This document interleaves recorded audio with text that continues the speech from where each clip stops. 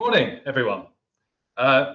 Welcome live from the Underwoods TIA Innovation Suite. And thank you so much for joining us in this, which is the first of our 5-part webinar series. And it's great to see so many people joined this webinar today. So thank you for that. We're going to start with a pre-recorded segment. This pre-recorded segment is going to show what's coming up in this webinar series. And what's coming up in the second, third, fourth, and fifth session. We're also going to give you an introduction, a who's who of our applications and technical support team. In there's going to be an overview of our free workshops. So we have 4 free workshops that we can deliver over Teams or in person. There's a G2 roadmap update. There is a product update on new hardware that is coming out from Siemens. And a unified air demo. After this pre-recorded segment, I'm going to provide you all with a live update on the standout features of TIA version 21 and some of the standout features in the new firmware in the G2 PLC and in the unified. If you could please put any questions you have in the chat, we'll be more than happy to come back and answer these for you after today's webinar session. So let's get into it.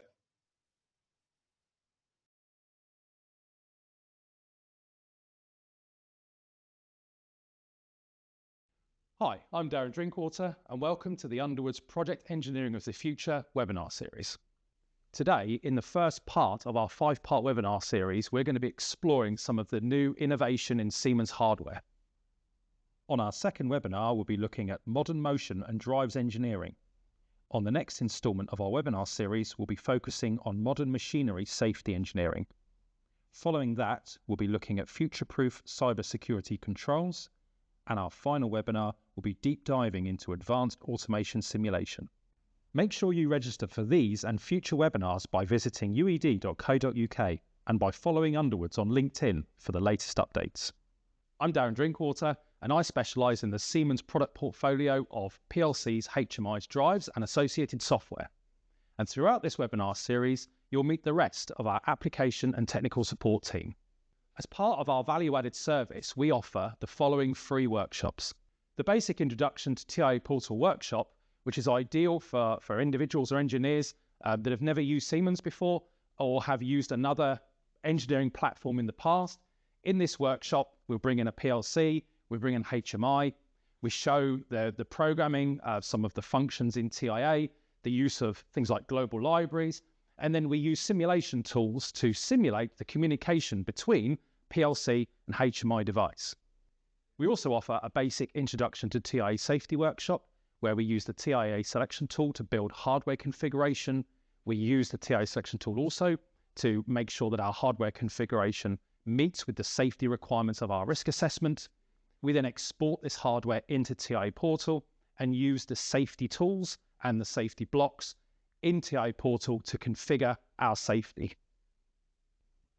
Our WinCC Unified workshop is a 2-part workshop. The first part is a deep dive into the unified platform, some of the key differences between the previous WinCC platform and the new unified platform. And the second part is a technical demonstration on some of the key enhancements in the unified engineering. And our final workshop is our S7-1200G2 and Dynamics Motion workshop. In this workshop, we cover some of the hardware innovations in the new SIMATIC S7-1200G2.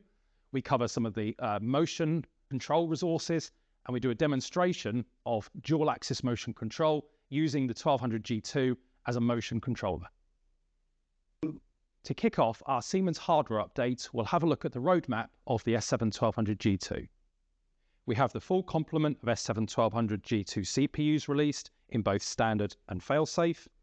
We have the following signal and communication boards available in both digital and analog, and also RTD, thermocouple and RS485 comms boards. We have our battery board available for G2, which allows you to retain the time and date of the CPU. We have the following signal and comms modules in both digital and analog, in RTD and thermocouple, and we have our comms module for serial communications. The first of the S7-1200 G2 failsafe I/O is available now. This is a signal module with 4 failsafe digital in and 2 failsafe digital outs. The new S7-1200 G2 firmware version 4.1 has now been released. In this new version, we have additional functionality such as using the pulse train output interface for motion control via a technology object. We can configure the G2 as an OPC UA server. As well as this, you can now use the G2 with PLC Sim Advanced. There is a backup and restore functionality, and there is now a web server specifically for 1200 G2. Currently scheduled towards the end of 2026, going into 2027, we have a wide variety of additional hardware for the S7-1200 G2. This includes safety I/O, I/O link signal modules, comms processors for Ethernet Profibus, and weighing hardware. In addition to the S7-1200 G2 hardware innovations, we now also have the WinCC Unified Next Generation Editor, which modernizes the way in which you engineer WinCC Unified Runtime. Logo 9 is the next generation intelligent logic controller. The new logo has a built-in touchscreen and a new touchscreen text display. And finally, a new servo generation for multi-axis motion applications. One of the latest innovations to WinCC Unified I'd like to show you is WinCC Unified Air. We're delivering this demonstration from the innovation suite of our London headquarters. The latest Siemens PLCs, HMIs and drives are just some of the things you can expect to see on your visit as a valued Underwoods customer. So to use Unified Air on the SIMATIC Unified Comfort panels, first of all we need to connect an appropriate reader. So here I'm using the RF1070R. Then on the panel itself, we need to go into our network and internet, Unified Air, and we need to activate Unified Air on the panel. This will show you that the reader is correctly connected to the panel because it will show that it is running. And then what we can do is we go into our security settings of our panel, into our user management, and the existing users that we have created in our panel can be assigned with Unified Air. So what we do is as an administrator, we simply select a user, we press edit, and then we tick the box for enable mobile authentication via Unified Air. Once this has been assigned to the user, we can then start our runtime.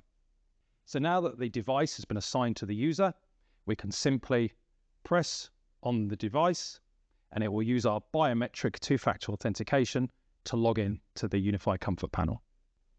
In the Unified Air app, you can also generate and download HMI reports, which include alarms and device system information, and capture and download HMI screenshots. Welcome back, everyone. So the second part of our webinar is an update in V21. So some of the standout features in V21 and some of the new features in the firmware. So some of the key standout features in TIA Portal in version 21, the first of which is the TIA Portal version control interface. This allows you to use a versioning system, for example, with SVN or Git in conjunction with TIA, and allows you to export or even import program components and then do a comparison for very complex version control. Also in V21 is the TIA Package Manager. This is a really impressive piece of software.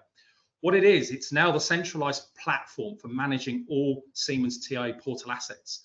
So what you can do is you can select a category by device type or by application type, and then as you start to filter those down, you'll see different ready-to-use applications, libraries, tools, standalone automation tools, application examples, libraries, and everything like that. So it's a really impressive piece of software.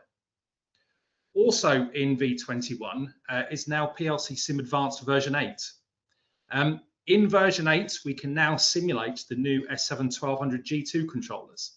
Not only that, we can also simulate multiple G2 controllers. We have use of the new product features such as API virtual time and virtual memory card, and also improve security through simulated PLC using encrypted communication in the RT manager. There's a new PLC SIM TCP/IP driver that now allows communication via a WLAN or a wireless LAN adapter. So anything that you see in these slides or anything that you see in the new V21, please pop a question in the chat and we can go through and show you these new enhancements in more detail. Also in V21, we now have the new firmware for the 1200 G2. The new firmware version 4.1 now has new released functions. For example, OPCUA server. We have system web pages for the web server, which is really impressive. We have additional modules or additional hardware modules, as I showed earlier. We've got the CP1243-1, so for Ethernet communication, so we can add an additional IP subnet to our G2. We've got our signal modules, our 16-way, 16-out in both relay, sync, and also 16 in, 16 out. So high density input-output modules. We've now got a signal module for fail-safe. So the first fail-safe signal module released for G2 is the 4 in and 2 out. I'm going to go into a little bit more detail on this in just a second, but it's actually a really impressive, it's got really impressive functionality on this new module. There is support for centralized users via a UMC server. So G2 is now supported. So if we've got a centralized user management or a Microsoft Active Directory, we can connect to G2 as well as our unified panel and our 1500 PLC range to a UMC server. We've got Modbus TCP redundancy instructions. So these have been released in version 4.1. As I said, PLC SIM Advanced version 8 now supports G2. The G2 is a Profinet Security Class 1 controller. We also have support for pulse train outputs in motion control. So that was something that we didn't have in the first release. We can now use our pulse train outputs as part of a technology object in G2. As well in 4.1, we also now have additional motion control functionality. So dual core support. So it's a dual core processor. So it's now used and supported in motion applications. So yeah, if you've got any applications where you think the G2 would be an ideal PLC, please just pop a question in the chat and we can go through anything that you might want to go through in more detail. The new failsafe digital input-output module that is available for G2 is quite unique in the sense that it's got 4 failsafe inputs. So this can be to SIL2 or Cat3 PLD for single channel, or 2 failsafe inputs to SIL3 or performance level E. And it's got 2 failsafe outputs. So just what you'd expect from a 4 in 2-way safety. It's also got 2 digital standard inputs. So this is where you could wire your acknowledge key or button to acknowledge the safety. It's got an integrated emergency stop function for up to 50% faster response time. So this is where you can engineer an e-stop in the module properties rather than having to use an e-stop block in your TIA program. So everything's done in the module so that you can have your failsafe input, free restop, and configure it in the module, and then link that straight to an output. It's got channel-wide and module-wide passivation. It's got module fault indicators that go down to channel level. So for each input and output, we have a status display. And that is available to order now. So if anyone wants to see more or see a demonstration of that, please let us know and we can arrange that for you. In version 21, we now have support for the unified panel image, version 21. Some of the standout features in Unified V21, first is the increased number of scheduled tasks to run in parallel. So there are new limits for Unified Basic. We can have up to 175 scheduled tasks. In the Unified Comfort, 225, and in Unified PC, up to 500 all running at the same time. So that's a lot of scheduled tasks that can all run in parallel. There are new triggers for scheduled tasks, which are now available in V21. Some of these are tag triggers, so looking at maximum value exceeded and minimum value fallen between. So you don't have to do any PLC logic with regards to has it gone above this value, then set an output, link that to a scheduled task. You can do that logic in the WinCC runtime configuration. Time and date input only displays field based on format. So where before your format may have been just date and time with just day, month, and simple time, when you pressed on an IO field that had a data type that was linked to date and time, you would get everything in consideration to that format. So now it only displays the field based upon the values that are in the IO field. There is a dynamic movement that is configurable. So this is in relation to an object. So when you click on an object and you go into the properties, you now have a movement tab. And what that allows you to do is to set its position when it starts, its position when it ends, and then you can synchronize it to a tag to basically dictate that movement. So in the past, you would have had to have used the XY coordinates in position to dictate a move on an object, whereas now you can set it in the runtime. This is where it starts, this is where it ends, and this is the tag that dictates the move. There are system functions now available for screen navigation, so forward and backward buttons. There is now in V21 an emergency user configuration in the event of UMC failure. So if you've got a centralized user management system like a Microsoft Active Directory and it fails, you can get yourself locked out the runtime. So by having an emergency user configuration, it allows you to be able to log into the runtime in the event of UMC failure. There is data transfer via MQTT available for Unified Comfort and Unified PC. And there is a safe removal of mass storage for Unified Basic and Unified Comfort via a system function.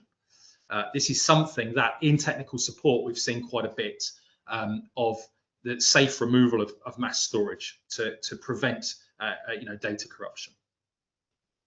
There is a dynamic keyboard positioning based on active input field. So what you can do is you can position the keyboard based upon an IO field, and the runtime will remember where you've placed that keyboard. You can resize it. So if you've got an IO field that's in the middle of the screen, or say towards the bottom of the screen, sometimes a keyboard can go over that IO field. So move the keyboard and it will remember where you've placed that keyboard for next time. This is quite an interesting removal of the hard 1000 tag limit for Unified Basic panels. So right up to V21, we had a 1000 tag limit on Unified Basic. That has been removed in V21. So it's still there as a recommended tag limit, but it does allow you to go beyond that. So it will compile and it will download without error beyond 1000 tags. We have support for Unified Air, which I've just demonstrated, Unified Air version 3 for the Unified Comfort panel, allowing you to log into the panel with two-factor authentication. Unified PC server redundancy without process interruption is now available in V21. Our next generation unified screen editor. So anyone that's used V21 will see how fantastic that is. You can now preview the contents of screen windows, the contents of pop-ups, rather than just looking like white empty boxes. You can now see what's going to be in those in this new unified screen editor. We can use graphic lists now as library types. So we can have a graphic list and we can version control it in WinCC. And finally, there is a new screen object, which is an alarm indicator. This is just an object you can place on your screen. And like it says, it gives you an indication of how many alarms, warnings and alarms exist within your centralized alarm configuration. Anything you've seen or anything on there that you're interested in, please let us know. Drop a message in the chat and we can go through any one of these new features in more detail with you. Talking about modernization. So obviously there's a lot of legacy PLC hardware out there. And part of our commitment to our customers like yourselves is supporting you in your PLC modernization journey. So this is where you might have legacy S7200, S7300 and S7400 devices. So how do we support you with regards to modernizing the hardware? Well, we can take a project that has been configured in SIMATIC Manager, Classic Step 7, for example. So that'd be your 300 and your 400. And we can take that project and we can bring it into TI version 13. Then in V13, we can modernize it up to, the modern platform, S7-1200 and S7-1500. From version 13, we can then bring it up to date into V21. So there are tools that allow us to do that. For the 1500, it's just a straight migration. For the 1200 G1, we can then use the migration tool, which is a TIA portal add-in, and we can use that to migrate to S7-1200 G2. We can support you through this migration journey. So wherever you are in relation to this, we can support you. Send us a copy of your project, and we can look through it and let you know where your challenges lie with regards to modernizing your hardware. As well as hardware, obviously we also need to modernize our configuration. So if we've got configurations or configurations in 300 and 400, we can modernize these before the hardware is purchased. So we can take an old configuration of 300 and 400 and we can build this in the TIA selection tool. The TIA selection tool gives us modernization or migration options with regards to S7-300 and S7-400. Again, we can support you through this process. So 300 and 400 will be migrated up to S7-1500. There are a couple of questions that we'll need to ask, about, maintaining existing Profibus networks, etc. But come to us and we can support you through this migration journey. As well as supporting the migration of hardware, we also support the migration of software. So if you've got a classic project in Classic Step 7, we can bring it up into TIA. So bring it up into TIA, usually version 13, then into version 21. And then from version 21, we can then migrate the classic hardware, 300 and 400, into 1500, as you can see. So this is a tool that exists within TIA, where we just right-click on the classic device, migrate to S7-1500, and it will do a software migration. So we have to select the hardware that we want to migrate it to. So we would have already been through this process through hardware migration, and now we'll go through software migration as well. And again, we can support you through this journey.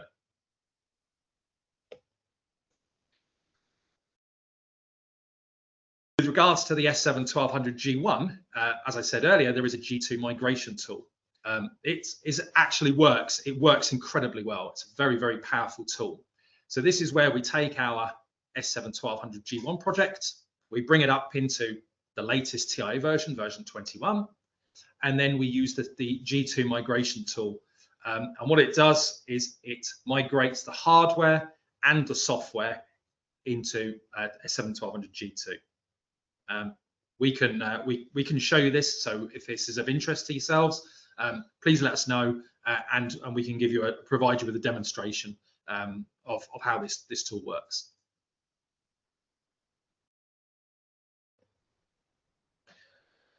As well as PLCs, obviously there's a lot of classic HMIs out there.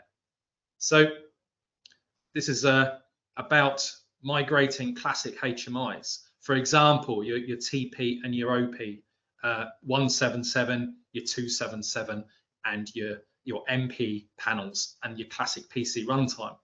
So those panels configured in classic WinCC Flex, those can be brought up into TI Portal, typically up into version 15.1, We then migrate them into the panels that were in 15.1. So that is your basic, your comfort, and your runtime advanced.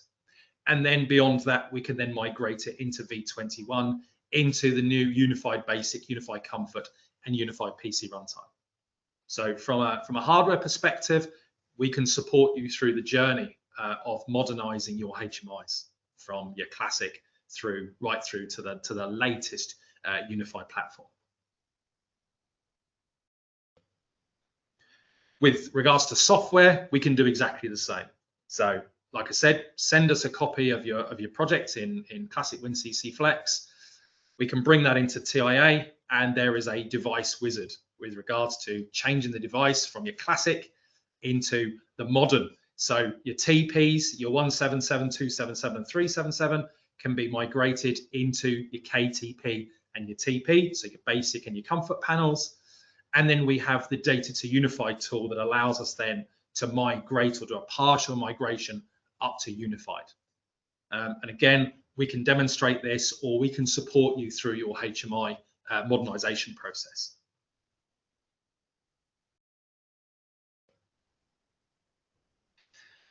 Another service that we also provide is also migrating classic Allen Bradley. So if you've got any classic PLC3, PLC5, any classic SLC, or any classic now control logics, we can take an export from the software, so your RS Logix 5, 500, or 5000, depending on the controller. We can take the export files from these, and then we can provide, again, a partial migration into Siemens. So into S7 1500 and into S7 1200, and then we can then migrate that into latest version of 21 and support you through that migration. So we can show you which parts of the classic Allen Bradley from your RS Logix software, what has been migrated, and what is just functionally different, and support you with regards to how we overcome what it hasn't migrated. But it's fairly successful, this tool to migrate these. So yeah, any classic Allen Bradley you've got, again, just let us know, and we can support you through the software and hardware migration from classic Allen Bradley controllers.